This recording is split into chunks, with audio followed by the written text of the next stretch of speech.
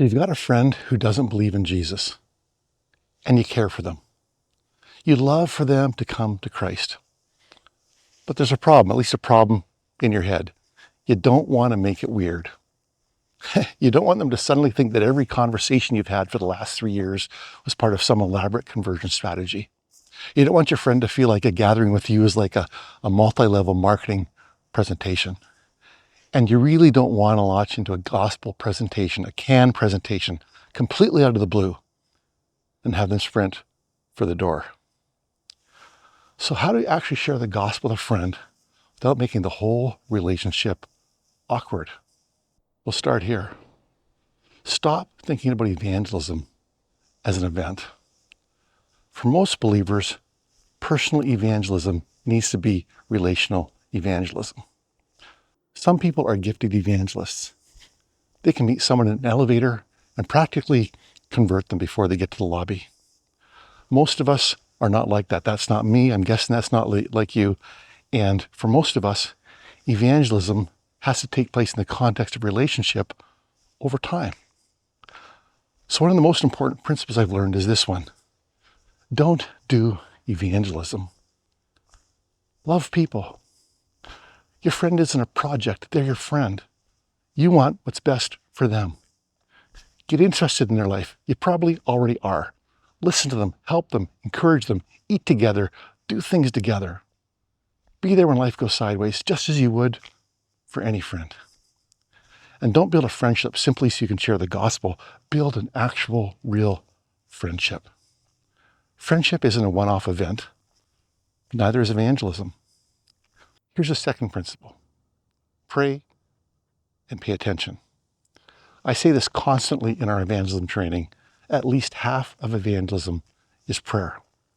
Start praying regularly for your friend. Maybe you already are. If you're not, why not? Evangelism is a spiritual battle, not just a logical, intellectual argument. Ask God to work in their life. Ask Him to open their eyes. Ask Him to draw them to Jesus. Make yourself available to be an answer to that prayer. And then ask a very simple question. It's a very simple prayer. What's next, Lord? Because once you start praying for somebody, something interesting happens. You start paying attention. You listen differently. You notice what's going on in their life. And sometimes an opportunity for a deeper conversation appears that you never could have manufactured. Maybe there's a crisis they're wrestling with. Maybe there's something happening in their life. Maybe they're wrestling with purpose. Maybe they're afraid. Maybe they're wondering what happens when they die. Don't force those moments, but don't miss them either. Simply pray and pay attention. A third principle. Find out where your friend actually is spiritually. I use a little framework I learned from Sun Life Ministries called cultivating, planting, and reaping. If your friend is in what we call the cultivating stage, the next step probably isn't a gospel presentation. It's maybe coffee. It's maybe having them over for supper. It's maybe helping them with something. You're building a relationship. You're building mutual trust. At the planting stage, spiritual things are beginning to come into the relationship. You're telling pieces of your story. They're telling pieces of theirs. You're talking about what you believe. Maybe you're sharing something Jesus has done in your life. And eventually there may come a reaping. That's where you're explaining the gospel clearly, asking whether they're actually ready to respond, repent, believe, and begin following Jesus. And here's where we sometimes make things weird. We try to reap when we should still be cultivating. Or we cultivate forever and never plant anything. We become good friends, but somehow they have absolutely no idea that we're followers of Jesus. Neither approach is particularly helpful. So ask the question, what's the next appropriate spirit-directed step in my friendship? Not, how do I get to the gospel presentation before dessert, but again, what's next, Lord? A fourth principle. Ask questions. This might be one of the easiest ways to move naturally into spiritual conversation. People are surrounded by others telling them what to think.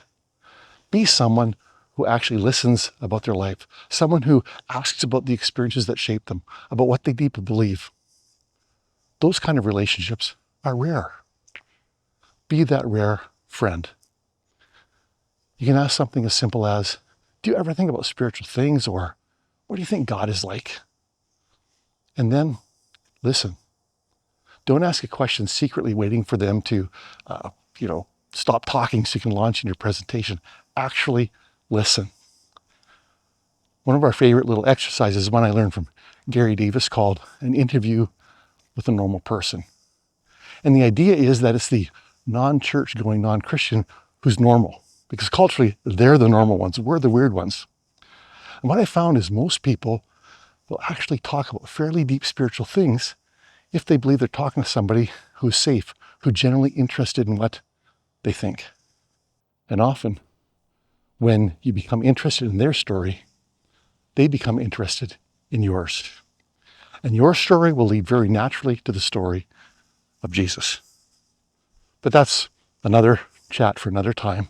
For now, just be a genuine, caring friend who prays for your friend and is available to be a part of an answer to that prayer.